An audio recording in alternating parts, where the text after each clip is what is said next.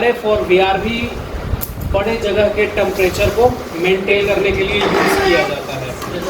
एक आउटडोर से multi indoor को जोड़ा जा सकता है, ठीक है।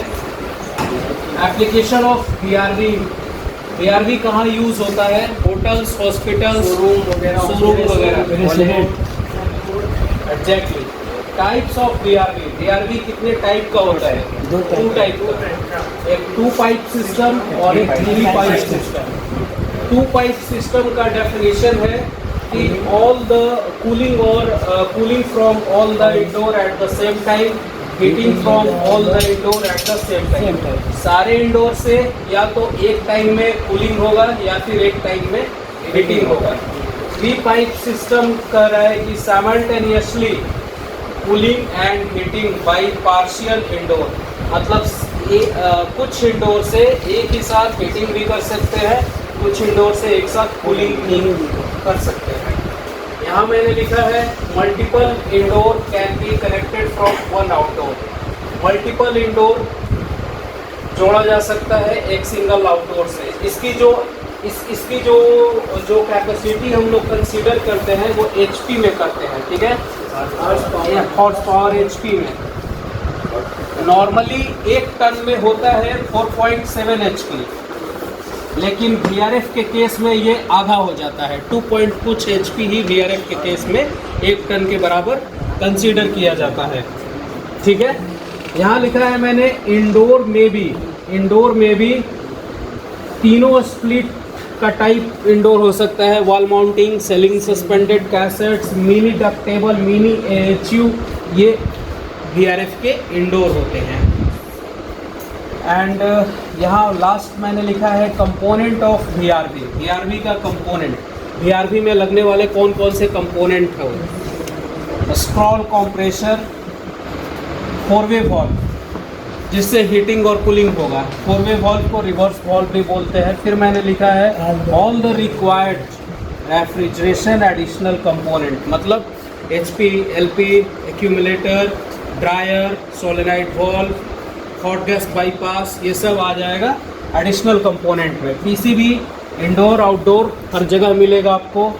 All the required electrical additional component, contractor, relay, ठीक है, सेफ्टी स्विचेस बहुत सारे मिलेंगे। Various types of refnet joint, Y joint, T joint, elbow, पूरी तरीके से कॉपर की फिटिंग होगी। अंडरग्राउंड हो सकती है, मोस्टली अंडरग्राउंड ही होती है। Various types of copper joint, elbow, T joint, Y joint, हर जगह आपको ब्रेजिंग करना पड़ेगा, हर जगह। इसमें ब्रेजिंग का बहुत बड़ा रोल है। पूरी कॉपर की फिटिंग ब्रेजिंग करके ही होगी। Copper tube insulation, PVC insulation. Branch controller, हर इंडोर से पहले एक ब्रांच कंट्रोलर या फिर electronic volume box, EV box दिया जाएगा। इसमें जो एक्सपेंशन वॉल्व यूज होगा वो इलेक्ट्रॉनिक टाइप होगा, इलेक्ट्रॉनिक एक्सपेंशन वॉल्व, EXV। बहुत सारा safety switch, solenoid valve, communication wire, electrical wire, various types of sensor, thermostat, header, indoor unit, crank heater, EXV, ETC। ये सारे कंपोनेंट हैं जो एक VRF के इंस्टॉलेशन में और VRF मशीन में यूज़ होता है कंप्लीट, ठीक है। यहाँ तक कोई डाउट है तो पूछिए। मैंने आपको बताया VRF यूनिट क्या होता है, VRF यूनिट कहाँ यूज़ होता है। मैंने आपको बताया VRF यूनिट कितने टाइप का होता है। मैंने आपको ये बताया कि VRF यूनिट एक आउटडोर से मल्टीपल इंडोर जोड़ा जा सकता है। मैंने आपको बताया कि VRF यूनिट की जो कूलिंग और हीटिंग की कैपेसिटी कंसीडर किया जाएगा वो HP में, न कि टन में, HP में। मैंने आपको ये बताया कि VRF यूनिट में कौन कौन से कंपोनेंट यूज़ होंगे या यूज़ होते हैं।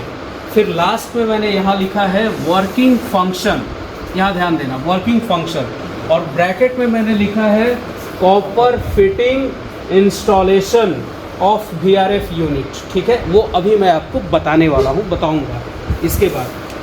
तो वर्किंग फंक्शन VRF का काम करने का तरीका क्या है, VRF के काम करने के तरीका को समझने के लिए आपको रेफ्रिजरेशन साइकिल की बेहतरीन नॉलेज होनी चाहिए, क्योंकि variable refrigerant volume, variable refrigerant flow, पूरा गेम किसका है? रेफ्रिजरेंट का है। रेफ्रिजरेंट का बहुत बड़ा रोल है, यही वेरिएबल होगा, यही हर जगह चेंजेस इसमें मिलेगा। तो अगर आप रेफ्रिजरेशन साइकिल समझ लेते हो, ठीक है, तो आप प्रॉपर उसकी वर्किंग फंक्शन, कॉपर की फिटिंग, सब कुछ और इंस्टॉलेशन सब कुछ आप समझ लो। बताता हूँ आपको कैसे काम करता है। 4-वे वॉल्व को पहले वहाँ पर उस ड्राइंग को रुक जाइए। अगर आप उस ड्राइंग को बहुत अच्छा समझना चाहते हैं तो पहले आपको 4-वे वॉल्व का फंक्शन समझना पड़ेगा।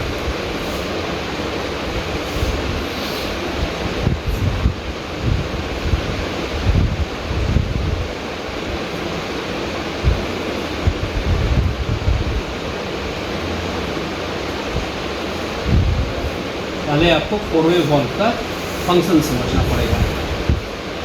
4-वे वॉल्व जिसका दूसरा नाम होता है सर रिवर्स वॉल्व, ठीक है।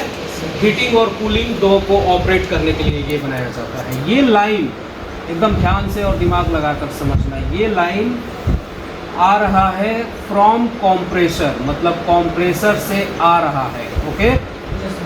बीच वाला कॉम्प्रेसर में जाएगा टू कॉम्प्रेसर में जाएगा, और ये दोनों हीट एक्सचेंजर में जाएगा, ठीक है।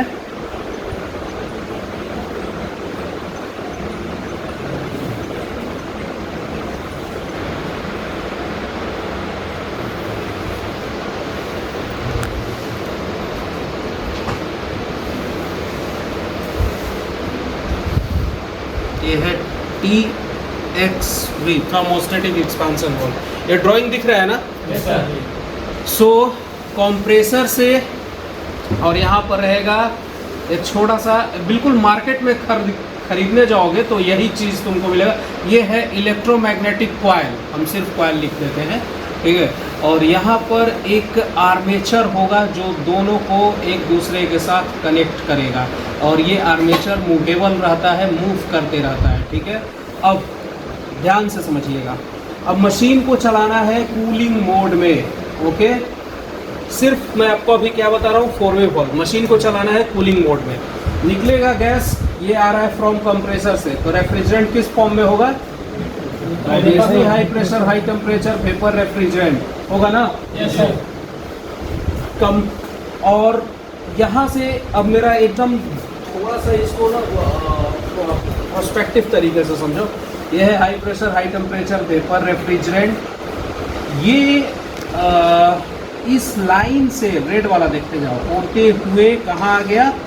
कंडेंसर में, और कंडेंसर में आने के बाद वेपर किस में कन्वर्ट होगा? वेरी गुड, लिक्विड में कन्वर्ट होगा। फिर आप जानते ही हो TXV, समझ में आ गया ना? फिर यहाँ क्या बना?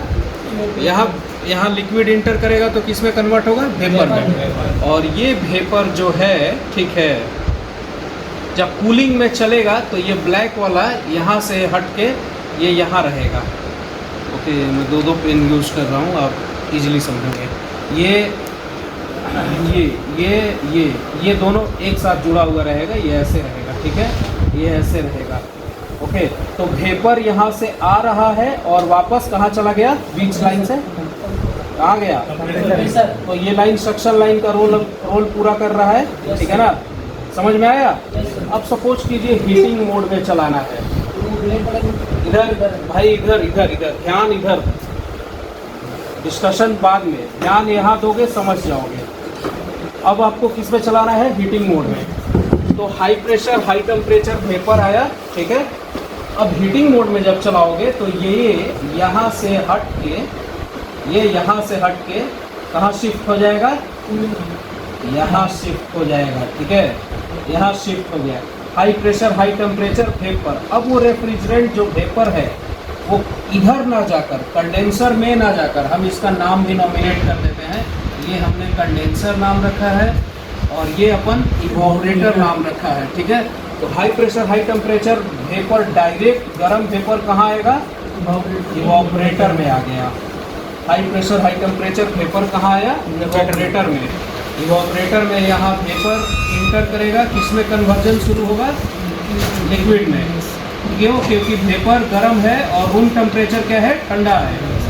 तो यहाँ पर अब कंडेंसेशन होगा, मतलब इवोपरेटर किसका काम कर रहा है? कंडेंसर वाला।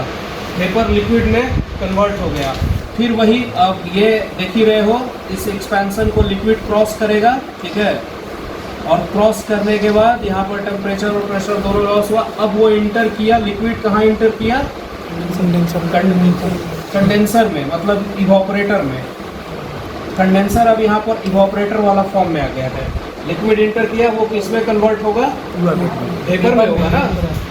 वेपर में होने के बाद अब ये लाइन देखो, वेपर वेपर वेपर आया और इस लाइन से कहाँ चला जाएगा? Back to compressor. तो ये है फोर वे वाल्व का काम। जितना बार आप मोड चेंज करेंगे उतना बार ये आर्मेचर यहाँ से यहाँ और यहाँ से यहाँ शिफ्ट होगा। ऑलराइट, समझ में आया फोर वे वाल्व का काम करने का तरीका? रिवर्स वाल्व का इलेक्ट्रोमैग्नेटिक कॉइल यहाँ पर एक्टिव होगा आपके मोड चेंज करने से, और ये आर्मेचर यहाँ से यहाँ शिफ्ट होगा, फिर यहाँ से यहाँ शिफ्ट होगा। कूलिंग में करोगे तो यहाँ शिफ्ट हो जाएगा, ठीक है। हीटिंग में मोड में डालोगे तो यहाँ से यहाँ शिफ्ट हो जाएगा। ओके, ठीक है। यहाँ तक अब मेरे पास 3 रूम है एंड कस्टमर का डिमांड है कूलिंग मोड में चलाने के लिए, ठीक है ना। इसको मैं मिटा दूँ क्या, ये बीच वाला? यस, ये मिटा दो, ठीक है, फटाफट। कूलिंग मोड में कस्टमर का डिमांड है क्या? कूलिंग मोड में चलना चाहिए, ठीक है। तो कूलिंग मोड में यहाँ डिस्चार्ज लाइन में क्या है? High pressure high temperature vapour refrigerant. Cooling mode में चलना चाहिए। कूलिंग मोड में चलाने का मतलब क्या हुआ कि जो इवोपरेटर है, ठीक है, ध्यान इधर दो, फोन वीडियो पर नहीं, जो इवोपरेटर है, जो रूम में जो इंडोर यूनिट है, उसके हीट एक्सचेंजर में ठंडा लिक्विड पहुंचना चाहिए ना।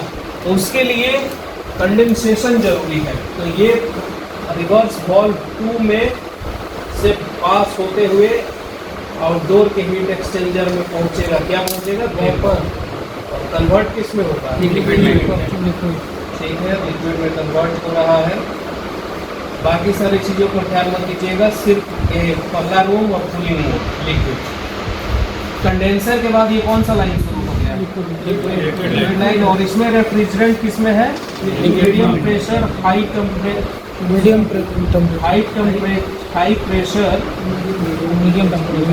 टेम्परेचर लिक्विड रेफ्रिजरेंट के फॉर्म में है गैस। आगे बढ़ रहा है। इसको बेटर अंडरस्टैंडिंग के लिए मैं नाम दे देता हूँ इसका लाइन ए। इसमें है high pressure medium temperature liquid refrigerant, ठीक है, ये लाइन। ओके, अब तो मिटा दो ना।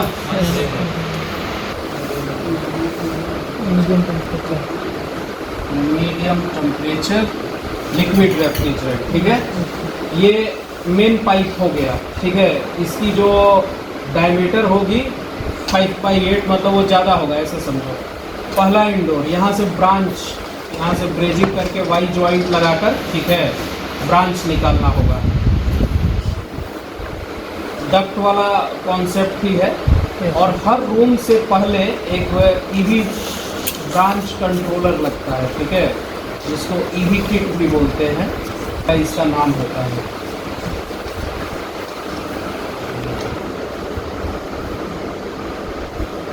ये ईवी किट है, ठीक है।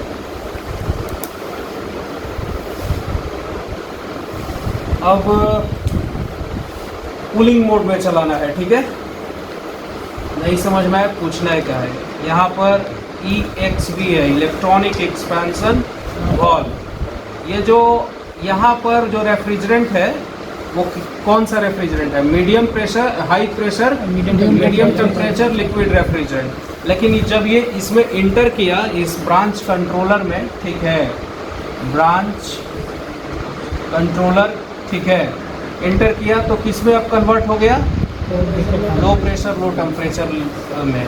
उसके बाद सेम कहानी वही है, ब्लोअर रूम की हॉट एयर को खींचेगा, और जब वो सामने के कोल्ड कॉइल से होकर पास होगा तो हवा ठंडा हो जाएगा। ये RA है, ये SA है, रिटर्न एयर सप्लाई है। और जो यहाँ पर जो कोल्ड लिक्विड जो इंटर कर रहा है वो किस में कन्वर्ट होना शुरू होगा? वेपर में। वेरी गुड, वेपर में। और यहाँ से वेपर, फिर चलिए यहाँ से वेपर। अब वो वेपर कहाँ जाना चाहिए एज पर रूल्स? कंप्रेसर में। ठीक है भाई, चलिए इसको कंप्रेसर में लेकर चलते हैं। ठीक है, कंप्रेसर में, कंप्रेसर में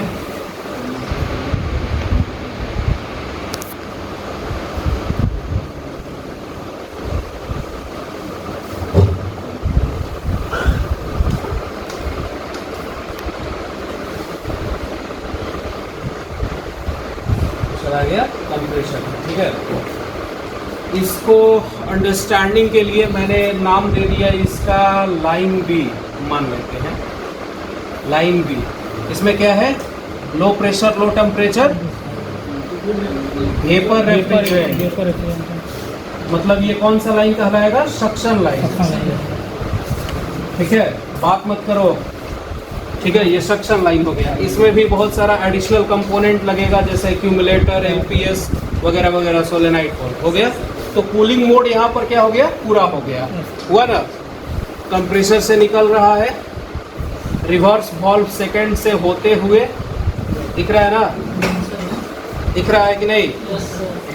समझ में आ रहा है कि नहीं? यहाँ वाई जॉइंट लगाकर ये ब्रांच कंट्रोलर को क्रॉस करते हुए इंडोर में आया, जो रूम में इंडोर लगा है। ठीक है, रूम के इंडोर में आ रहा है। फिर वहाँ पर देख ही रहे हो, रूम टेम्परेचर ज़्यादा है, ऑयल टेम्परेचर कम है, तो क्या होगा? इवोपरेशन होगा, लिक्विड वेपर में कन्वर्ट। फिर उसके बाद ये वेपर बैक टू कंप्रेसर। अब सेकंड इंडोर में आते हैं। सेकंड इंडोर में अब ऊपर वाला भूल जाइए, मतलब नेगलेक्ट कीजिए। सेकंड इंडोर में मान लेते हैं कस्टमर का डिमांड है हीटिंग मोड में चलाना। ओके, हीटिंग साइकिल को समझो यहाँ तक। अब हीटिंग साइकिल के लिए ये डिस्कनेक्ट हो गया, ये 2 पाइप लगाया। अभी थोड़ा सा रुक जाओ, अभी ये 2 पाइप 3 पाइप भी तुम्हारा कॉन्सेप्ट लेना क्लियर हो जाएगा। High pressure high temperature vapour, जो कि रिवर्स वॉल्व 1, 4वे वॉल्व 1 से होकर, ठीक है, आ रहा है और ये चला गया यहाँ। और यहाँ पर सेम इंडोर है। इंडोर से पहले इसको EV किट बोलते हैं, इलेक्ट्रॉनिक वॉल्यूम बॉक्स, EVB। कुछ लोग ब्रांच कंट्रोलर भी बोलता है, कुछ लोग सोलेनाइड किट बोलता है, कुछ लोग हेडर किट, कई एक सारा इसका नाम है। तो यहाँ पर इस लाइन में क्या है, इसको अंडरस्टैंडिंग के लिए लाइन C नाम दे दिया मैंने। ठीक है, इसमें क्या है भाई? High pressure high temperature vapour है, प्योर वेपर, हॉट वेपर। ठीक है, सेम यहाँ वाई ज्वाइंट लगा हुआ है। ठीक है, यहाँ थोड़ा सा ये जगह नहीं है, ये वाई ज्वाइंट लगाकर हमने ब्रांच बनाया है। लेकिन इस बार ये इलेक्ट्रॉनिक एक्सपेंशन वॉल्व से तो क्रॉस नहीं करेगा ना। इलेक्ट्रॉनिक एक्सपेंशन वॉल्व से क्रॉस ना कर ये बाईपास होते हुए सीधा कहाँ इंटर किया? इंडोर के हीट एक्सचेंजर में वेपर इंटर किया। वेपर जब इंटर किया तो वो यहाँ पर कंडेंसेशन शुरू होगा और वेपर किस में चेंज होगा? लिक्विड में। उसके बाद ये लाइन, इसमें लिक्विड है, ठीक है ना, इसमें लिक्विड है और ये इस लिक्विड लाइन के साथ यहाँ पर मर्ज कर दिया गया लाइन को। अरे यार ये सॉरी हाँ राइट पहले वाला में तो ओके, ये और आगे तक आया और ये यहाँ पर ऐसे मर्ज कर दिया मैंने इसके साथ, लाइन A के साथ। तो ये अब क्या हो गया? Cycle, heating cycle. हाँ तो वही वाला लाइन है ऊपर से, ठीक है, ये मर्ज कर दिया मैंने। तो ये कौन सा साइकिल पूरा हुआ? ये हीटिंग साइकिल पूरा हुआ, ठीक है। अब सवाल ये है कि there are 2 types of VRV, एक 2 पाइप है और एक 3 पाइप है, ठीक है। अब इसको यहाँ से उठाकर इस पर चिपका दो, या फिर इसको उठाकर यहाँ से यहाँ पर चिपका दो, और मुझे बताओ कि क्या फील हो रहा है तुमको। हीटिंग वाला जो बीच वाला जो इंडोर है उसको 1 नंबर पर चिपका दो, क्या बन गया? 3 पाइप। दोनों ये जो ड्राइंग है, ये अभी तक जो मैं आपको बता रहा हूँ, ये ड्राइंग, ये 3 पाइप का ये ड्राइंग है। वही हम बना। नहीं समझ पा रहे हो क्या? अलग अलग रूम के लिए सर ये अलग अलग टेम्परेचर के 3 पाइप में मतलब जो जैसी ज़रूरत होता है वैसे रूम में वो। आप देखो, अगर मान लो कि पहला इंडोर है, ठीक है ना। फर्स्ट इंडोर किसको रिप्रेजेंट कर रहा है? कूलिंग मोड को, जी सर। सॉरी 2 पाइप को। सेकंड इंडोर किसको रिप्रेजेंट कर रहा है? जी सर 3 पाइप क्योंकि ये 2 पाइप को। सेकंड इंडोर पर्टिकुलर 2 पाइप को, वही पाइप इंडोर से पर्टिकुलर है।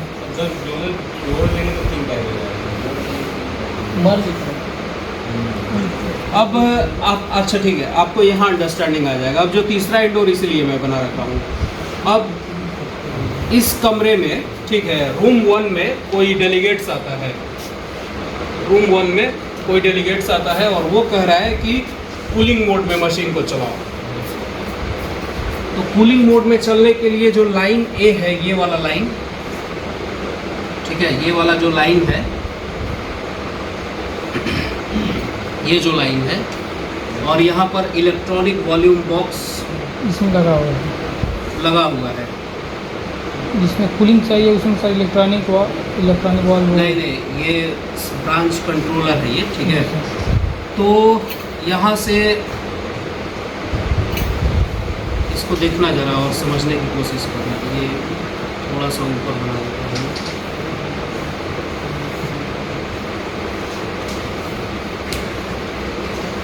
तीसरा इंडोर कूलिंग में चलाना है, ओके।